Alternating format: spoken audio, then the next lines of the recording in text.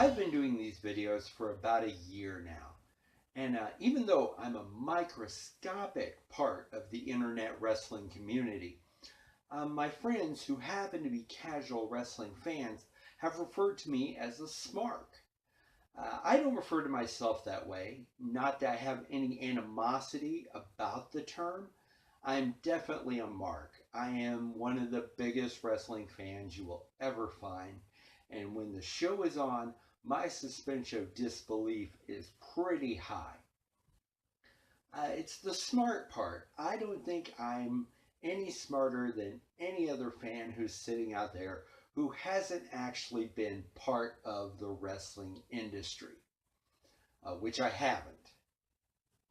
And also, whenever I watch videos and read articles by people who refer to themselves as smarks, about 99% of them have opinions that I don't quite agree with. So, the following are 10 things that prove that I am not a smark. Here we go. Number 10, Brock Lesnar is overrated. I've never been a big fan of Brock Lesnar's. When he was in OVW, I thought, along with a lot of other people, that Shelton Benjamin was the more talented of the Minnesota stretching crew. I thought Brock's only thing was that shooting star press, seeing a guy that size do that move. When he got called up to the main roster, it seemed they got into his head that he needed to wrestle like a big guy. And he stopped doing the press, which in my humble opinion led to the botch at WrestleMania 19 when he tried to do the shooting star. This return where they booked him as the Conqueror and it's something of an attraction, how every match is something to see when he comes to the ring, and therefore making him the part-timer that he is. For me, not one of the matches he's had in the past few years since that comeback has impressed me at all. In fact, they've bored me, especially that SummerSlam match against Cena. The number of German suplexes, they always tout that. And it's like, they'll say German suplex after German suplex. But it wasn't. It was German suplex, John having to oversell the suplex because Brock couldn't go right over back to him and deliver another one quickly because he was red-faced, sweaty, and blown up. That's why it took 20 minutes. They wanted him to get all those suplexes, and it took him 20 minutes to get to that point in the story. There are just very few matches that Brock has ever had that I have been impressed with, and especially in the past few years, I've just been very disappointed. Number 9, Goldberg is overrated. By the time Bill Goldberg came on the scene, the curtain was pretty much pulled back. Everyone knew that pro wrestling was a work, and so the winning streak was just a product of booking and good writing. And if you look at the streak, it's not really a who's who of upper card talent. It's a lot of mid carders. Even the U.S. title win was against Raven, who outside of his ECW, I think most people would regard as a mid carder. Up until that match against Scott Hall, which was right before the title match against Hogan, Goldberg wasn't facing A-list talent, and he sure as heck wasn't having A-list matches. I've expounded on it in my Hall of Fame video talking about William Regal. I talked about Regal's match with Goldberg on February 9th back in 1998. And it's just a match that really showed how ill-prepared Goldberg was to be the guy in the company. And he didn't get any better from that point. They just seemed to ignore that he couldn't have a 9-minute match with an incredible wrestler. You know, he couldn't. They completely ignored that, just kept the streak rolling until he gets to face Hogan when he really hadn't beat anybody. He just had this incredible win streak, beating guys like Disco Inferno and Lodi and Sick Boy. I personally thought the streak was a joke, and Goldberg is just not good in the ring. And especially this return. He's had less than 5 minutes of ring time. He squashes KO in a much ballyhooed match. And I thought really could have shown that, he's back. But no, once again, he's got the two moves and KO does the job for him. And once again, we have a, champion who's not going to be on regular TV. And I'm so not looking forward to the WrestleMania match between Goldberg and Brock Lesnar. Nice little segue to my next point. Number 8, that WrestleMania 20 match. I know what you're thinking. You're saying you can't possibly think that match was any good. I'm not disagreeing with that. The match was awful. I'm disagreeing with the fact that anyone thought that it could be any different. I guess maybe you thought, it's going to be a classic of American strong style. Two big, strong bruisers just beating the crap out of each other. But unfortunately, neither of these guys really like to put people over, and they don't work that well, in my opinion. So what we got is exactly what I thought we would get. A train wreck of a match that is viewed as horrible as it is. And I don't have much hope for their rematch at WrestleMania. Number 7, CM Punk is overrated. I remember when I was reading, the rags, Pro Wrestling Illustrated and Wrestling Observer newsletter, reading on the internet, all this buzz about CM Punk back during his Ring of Honor days.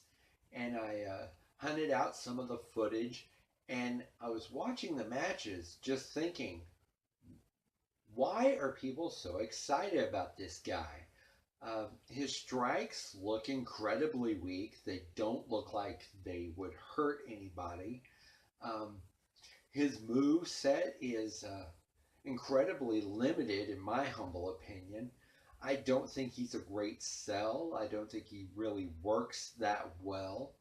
And I'm totally unimpressed by his mic skills. I think they're very pedestrian. I just am not impressed by Punk at all. And especially on the mics skills side, everyone says he's a great talker. I don't think so. I think he's pretty mediocre in that department. And that leads me into my next point. Number 6, the pipe bomb promo was totally scripted. I remember watching Raw the night that Punk dropped the pipe bomb. I went up to the top of the ramp, sat down, and started delivering his spiel. And I'll admit, I thought there for a second, this is a shoot. This is, he's really speaking from the heart. And it wasn't until one moment in that speech that it dawned, I was, okay, this is a work. And it's when he was talking about the companies he was going to take the belt to.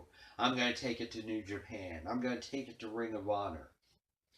And not once did he mention the only other company that had nationwide cable coverage at that time. He never mentioned the 3 letters, TNA. So when this, speech was done, I was like, this is a work. And upon further watchings, I watched it again in preparation for this video. Watched it a couple of times before that too, and it it really seems to me it feels like any other promo he ever cut before or since. It feels like every other promo that was cut during that time period. It doesn't sound groundbreaking to me, and it sounds completely scripted. And there's one moment in there that still, just irks me. And it's when he looks at the camera and he gives a little shout out to Colt Cabana. And then he points out, "Ooh, I broke the fourth wall." Yeah, we all know that. Vince knows that. Production knows that. Everybody knows you just broke the fourth wall. You don't have to tell us that, insulting our intelligence like you're claiming the company does. You know, it just sounded like a scripted promo to me, like everything else that was going on at the time. Number 5. People look at the Attitude Era through rose-colored glasses. Now, to be honest, I love the Attitude Era. I think there were some great matches, great moments. It is one of the best eras ever. But to put it on the pedestal and say it is the best era ever, and it's infinitely better than what we've got today in the product, I think is, looking at it through the lens of nostalgia and, ignoring all the warts, taking the good and making it great, taking the great and making it, the best ever. You know, we're totally, I think right now is the best time we've ever had in women's wrestling. The Attitude Era, you had some great women wrestlers. You had Trish, you had Lita, Ivory, Victoria, Jacqueline, Molly Holly. You had great women's wrestlers, and they were stuck in bra and panties matches and lingerie pillow fights. And yeah, you got the occasional cage match. You got the occasional hardcore match out of those girls. But 90% of the time, they were putting them in matches that focused on their sexuality instead of their athleticism. And for me, the hardcore title, I love hardcore wrestling. And they turned it into a joke by making it that 24/7 rule, which could have been interesting. It could have been fun, but they made it into a joke. Guys losing the belt while they're sleeping, just ridiculous things. And I hear a lot of people complain about the opening segment. Sometime on Raw, it's a 15-20 minute promo segment. That happened back then too. It's just you guys seem to be, entertained by the promo. You're not entertained by this promo. At least say that. Say, I'm not entertained with the promo that, John Cena is cutting. I much prefer The Rock. But to say, oh, well, it's a 20-minute promo to start the show. They did that back then too. Watch some old episodes of Raw. It was a great era, but it's not the greatest era ever. And it's not infinitely greater than what we've got today. Number 4. The current WWE announce teams. When I'm talking about the commentary team, I'm really talking about two guys in particular. Number 1 is Michael Cole. I think Cole's always got a bad rap because he unfortunately had to follow Jim Ross as the voice of WWE. Jim is amazing. I love JR. I grew up listening to that man. He used to do commentary on the old UWF shows I got to watch in Oklahoma growing up. So, Jim Ross is the voice in my head for my childhood when I think of wrestling. And I think Cole just never got a fair shake from the fans because he was seen as the replacement for JR. which I never think he tried to replace JR. He's just trying to do his job. And I think he's a good commentator. Heck, I even liked him during his heel run during that feud with Lawler. I thought he entertained the heck out of me. I wanted to see him get his comeuppance every week. But I didn't want it to end. I thought it was very entertaining. The coal mine, the whole, the whole deal. On the other hand, I don't think Mauro Ranallo is that good of a commentator. Um, I'm probably going to sound a little hypocritical right now, but I get to watch New Japan on Access TV. And I had a rerun from back in 2015 with Morrow and Josh Barnett. And then I had the new episode on my recordings with JR and Josh. And I watched them kind of back to back. I just realized, okay, yeah, once again, JR, big shoes to fill. So, yeah, Morrow's not as good. But there was one thing I really noticed is that Josh is way better on color commentary when he's with JR than he was with Morrow. JR just brings out the best in whoever is in the booth with him. And Morrow, he's a great sports commentator. Great. But commentating on wrestling is a whole different animal. When you're commentating on any other sport, you're not concerned about, getting the guys in the ring over. You're just, telling the people what's going on. As a wrestling commentator, part of your job is to get the guys in the ring over. And I don't think Morrow does a good job of that. Plus, I know a lot of people are like, oh, but he's got such passion. He's so excited. Yeah, he's excited about everything. He's at the same level for a backhand chop as he is for, the red arrow from Neville. There is no more exciting for the red arrow, which is a spectacular move, than there is for a backhand chop, which is a pedestrian move. He's just at 11 all the time, and it never gets more excited for a really big move. So I'm just not that impressed with Morrow on commentary. And I think Cole is really good. I think he just hasn't gotten a fair shake from the WWE Universe. Number 3, Roman Reigns doesn't suck. I've been a complete opposite on Roman Reigns with the Universe. When he was in the Shield, he was my least favorite member of the Shield. I really didn't like him in the group. Especially when the rumors were abounding that Chris Hero was supposed to be the third member in that. Cassius Ohno was supposed to be the third member, but Triple H didn't like him for some reason back then. Yada, yada, yada. So I didn't really like Roman in the Shield. And when they broke up, granted, his mic skills were horrible. They were. But he had that hernia, had the time off, and it seems like he actually took some time to improve his mic skills. They got a lot better when he came back. They were a lot better, and they've continued to get better. It seems like they give him a little more leeway to improv, and they're writing better material for him, it seems, at least in my opinion.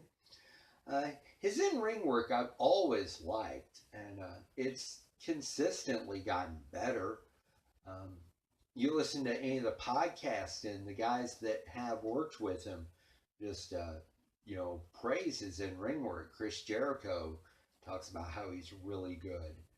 And several other guys who have worked with him kind of scratch their heads at the crowd, thinking, oh, he can't wrestle. They're like, he really is good in the ring, and I enjoy watching him. There is going to be an inevitable heel turn. I don't understand why people want it. Why do you need permission to boo the man? Boo the man. People boo Cena. People boo or cheer whoever they want. You know, why do you need, oh, he's getting all these boos, so he should be a heel?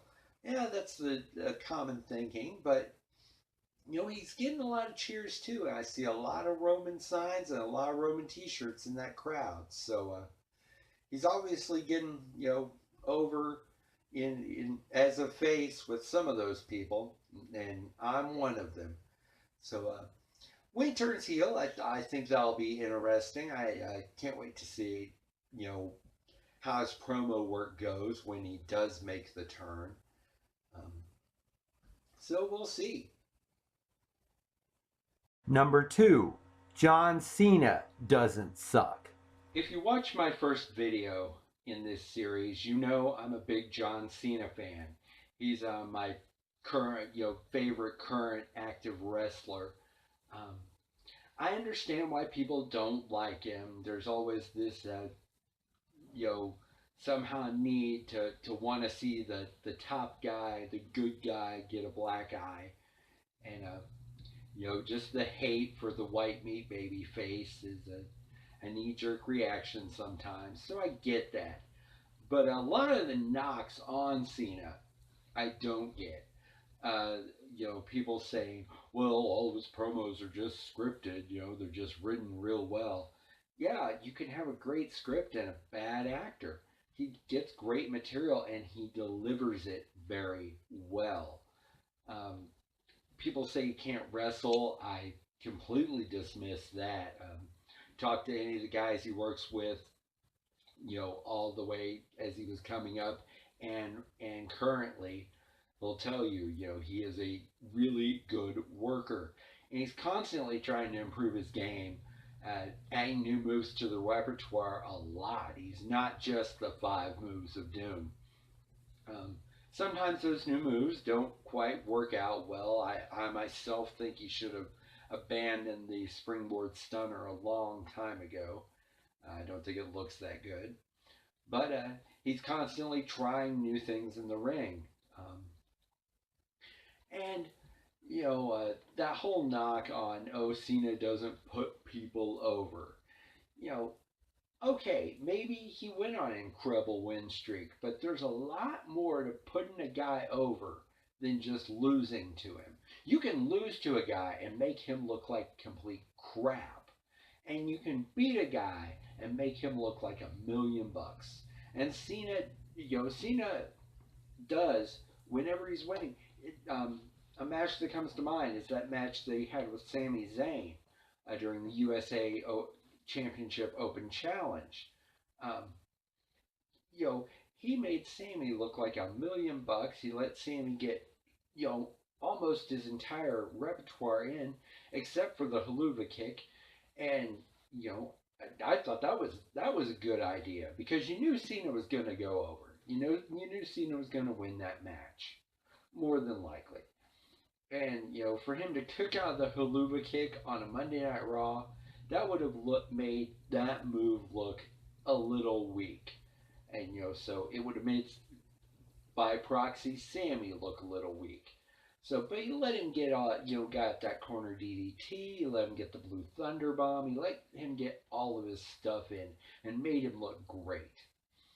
So, I'm a big mark for Cena. So, I disagree with anybody that says Cena sucks. Number 1, the finger poke of doom isn't the worst thing that's ever happened in wrestling. I know a lot of people point to this as the, you know, the straw that broke the camel's back, or the, you know, pulling out, you know, the thing that made the house of cards that was WCW fall down. But I don't think that WCW was necessarily a house of cards. It was a very poorly constructed house, but one thing didn't make it fall down. It was a myriad of things. And I don't think the finger poke of doom, uh, you know, was the worst thing ever. I don't think it contributed to the death of WCW like some people do. Uh, in fact, I rewatched that in preparation for this video, and the amount of heat they got, you know, people just were angry, except for some NWO marks. You saw the NWO guys wearing NWO shirts. They were loving, you know, the Wolfpack and Hollywood factions getting back together and, you know, that whole deal. Uh, I watched a shoot video with Kevin Nash, and I totally agree with what he said about it. He said the reason the Smarks hate the finger poke of doom is they didn't see it coming. They thought they were going to get this great blow off match with Kevin and Hulk Hogan, and boom, you know, finger poke, bam. You know, Hogan's the new champ, the NWO is all back together. Yeah, you probably wouldn't have seen it coming because it was a bad idea. I'll give you that. But the actual booking of the finger poke of doom isn't what killed WCW, and it's not the worst thing that's ever happened in wrestling. So, there are the 10 things that prove that I am not a smark. So, the rest of the internet wrestling community, let the snark happen in the comments below. Don't forget to give this video the old thumbs up and subscribe to this channel. If you like the show, go over to facebook.com/the Family One Kickout. Like the page over there. You can follow me on Twitter at Festus74. And until next time, just remember, when life has you pinned, always kick out.